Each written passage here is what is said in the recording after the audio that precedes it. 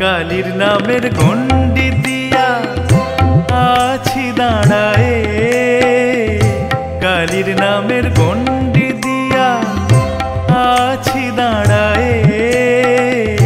শুনো রে সমন তোরে কই, শুনো রে সমন তোরে কই, আমি তো আটাশে নই, তোর কথা কেন রব সয়ে।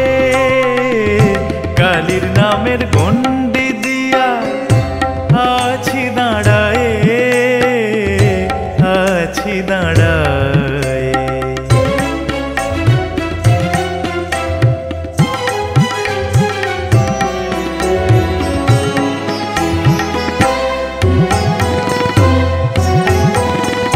ছেলের হাতের মোয়া নয় যে খাবে হুলকো দিয়ে, ছেলের হাতের মোয়া নয় যে খাবে হুলকো দিয়ে।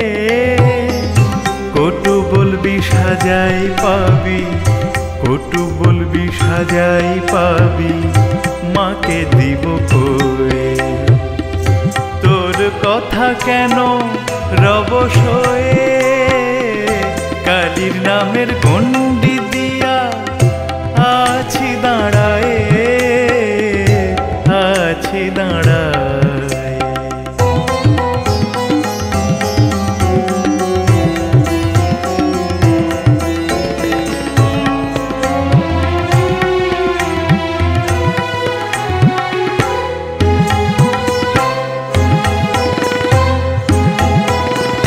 কৃতান্ত দলনি শ্যামা বড় খ্যাপা মেয়ে সেজে, কৃতান্ত দলনি শ্যামা বড় খ্যাপা মেয়ে। শ্রীরাম প্রসাদে যেন, শ্রীরাম প্রসাদে যেন কয়ে শ্যামা গুণগে, আমি ফাঁকি দিয়ে চলে যাব চোখে ধুলো দিয়ে, চোখে ধুলো দিয়ে। তোর কথা কেন রব সয়ে, কালী নামের গন্ডি দিয়া আছি দাঁড়ায়ে, আছি দাঁড়ায়ে, আছি দাঁড়ায়ে, আছি দাঁড়ায়ে।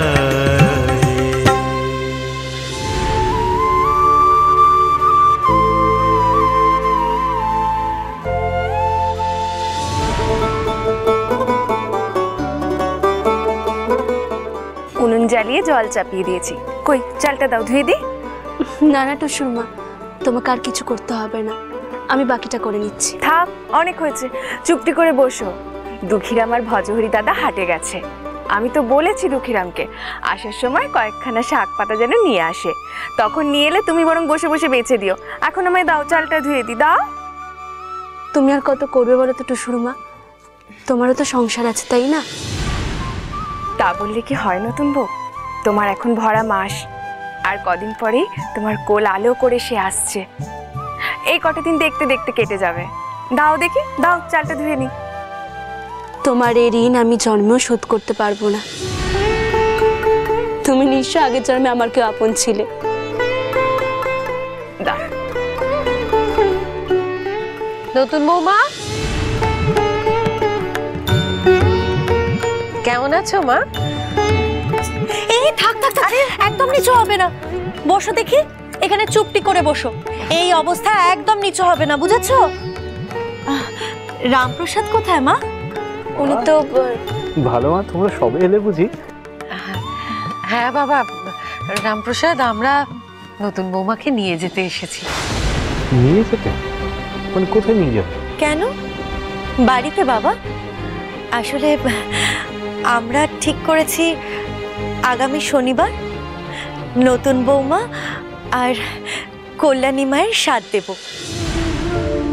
আর তারপর ওদের দুজনের সন্তান ওখানেই ভূমিষ্ঠ হবে। আর নতুন বৌমা যে কটা দিন আতুর থাকবে, নতুন বৌমা কিন্তু ওই বাড়িতেই থাকবে আমাদের সকলের দেখাশোনার মধ্যে। এই দেখো, কি দরকার বলো তো শুধু শুধু তোমাদের ঝামেলা বাড়ানোর? হ্যাঁ মা, মানে আমি একদম ঠিক আছি এখানে। ওই যে টুসুর মা, ও তো দরকারে অদরকারে আমার পাশে থাকে। রোজ দিন সকাল সন্ধ্যা আমাদের বাড়িতে এসে আমাকে অনেক সাহায্য করে। ওই দেখুন এখন যেমন আমাকে রান্না করে দিচ্ছে। নতুন বৌমা দরকার আছে বলেই তো বলছি। তুমি যে ওনার কথা বলছো, এই পরিস্থিতিতে সারাক্ষণ ওনার পক্ষে কি সম্ভব তোমার এখানে থাকা? আর তাছাড়া যদি রাত বিরেতে দরকার পড়ে তখন কি করবে বলো তো? রামপ্রসাদ, ভুলে যাস না বাবা, এখানে দুজন ছেলে থাকে, এখানে তো কোনো মহিলা নেই। আর দুজন ছেলে একটা পোয়াতি মেয়ের দেখাশুনো করবে কেমন করে? আমার মনে হয় বাবা, বৌমার জন্য কটা দিন আমাদের ওখানে গিয়ে থাকাই ভালো। আমরা এতজন রয়েছি, বৌমাকে দেখে শুনে রাখতে পারবো। তাছাড়া তোদের মেয়ের কথাও তো ভাবতে হবে। ওরা ওখানে থাকলে ওকে দেখার অনেক লোক ওখানে। আর তাছাড়া রামপ্রসাদ, তোর বাবারও তো বয়স হয়েছে, ওনার তো শরীরটা ভালো নেই। উনি চান না যে এই অবস্থায় নতুন বৌমা এখানে একা থাকুক। উনি আমাদের বলেছেন নতুন বৌমাকে ওই বাড়িতে নিয়ে যেতে। তাই ওনার কথা আমরা অমান্য করতে পারবো না। আমরা আজ এখান থেকে নতুন বৌমাকে নিয়ে যাবই আমাদের সাথে করে। ঠিক বলেছো দিদি, যাও মা যাও, তুমি তোমার জিনিসপত্র গুছিয়ে নাও, যাও। চলো তবে আমি তোমাদেরকে ওই বাড়িতে পৌঁছে দিয়ে আসি। বসো নতুন বৌমা, আস্তে করে বসো। বসো মা, বসো। দেখেছো দিদি, এ বাড়িতে এসে আমাদের পরমেশ্বরী কত খুশি। ওর মুখেও যেন হাসি আর ধরছে না আনন্দে। ভিটে মাটির টান না একটা সরল শিশুও বোঝে। এই আপনাদের কেমন কাণ্ড মা? হ্যাঁ, বলা নেই কওয়া নেই, মেজো ঠাকুরপোর বাড়ি চলে গেলেন। হ্যাঁ, কি না মেজো বউকে এই বাড়িতে নিয়ে এসে রাখবেন বলে? কেন, এটা কি মামার বাড়ি নাকি? আচ্ছা বড় বৌমা, তোমার সমস্যাটা কোথায় বলো তো? রীতি রেওয়াজ বলেও তো একটা ব্যাপার আছে মা। মেয়েদের বাচ্চা হলে তারা বাপের বাড়িতে যায়, সেখানেই তাদের স্বাদ হয়। বাপের বাড়িও বা কি কে যায়? বড় বৌমা, কেন এসব কথা বলছো তুমি? আমি তো ঠিক কথাই বলছি মা। কল্যাণীর মা নয় অসুস্থ, কিন্তু এই মেজো বউয়ের মা, হ্যাঁ, তিনিও কি ঘাটে উঠেছেন নাকি? তাকেই বা এখানে ঘটা করে নিয়ে আসা হচ্ছে কেন? বড় মামা দয়া করে একটু চুপ করো তুমি। বাহ, ভালো বা, আমি ঠিক এই কারণেই এই বাড়িতে সর্বাণীকে নিয়ে আসতে চাইনি। আসলে সমস্যাটা এই বাড়িতেই। কথায় বলে না যে সুখের চেয়ে স্বস্তি বড়।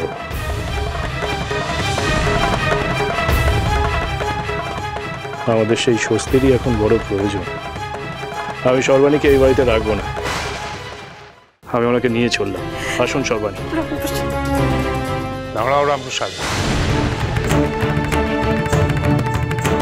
নিধিরাম, স্ত্রী এসব কি বলছে? ওকে বলে দাও যে আমার নির্দেশে সর্বাণী মাকে এই বাড়িতে নিয়ে আসা হয়েছে। এই বাড়িতেই দুই বৌমার স্বাদ হবে, এই বাড়ি থেকেই ওদের আঁতুড় উঠবে। ভালো করে বুঝিয়ে দাও। এই নিয়ে আমি আর কোনো কথা শুনতে চাই না। কিরে নিধি, তোর বাবা কি বললেন সেই কথাগুলো সব শুনলি তো? এবার সেটা ভালো করে তোর বউকে বুঝিয়ে দে। আমি বাকি ভুল কথা বলেছি বলুন তো? লবঙ্গ, তুমি চুপ করো। বাবা চেয়েছেন বলেই সর্বাণী এই বাড়িতে এসেছে, আর তুমি সব ব্যাপারে নাক গলাচ্ছ কেন? যাও, নিজের কাজে যাও।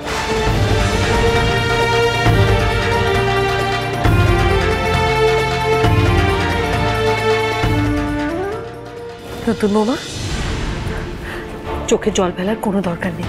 এসো তো, এসো। দেখো, এই বাড়িতে বড় বৌমার যতটা অধিকার, তোমার আর কল্যাণী মায়েরও কিন্তু ঠিক ততটাই অধিকার।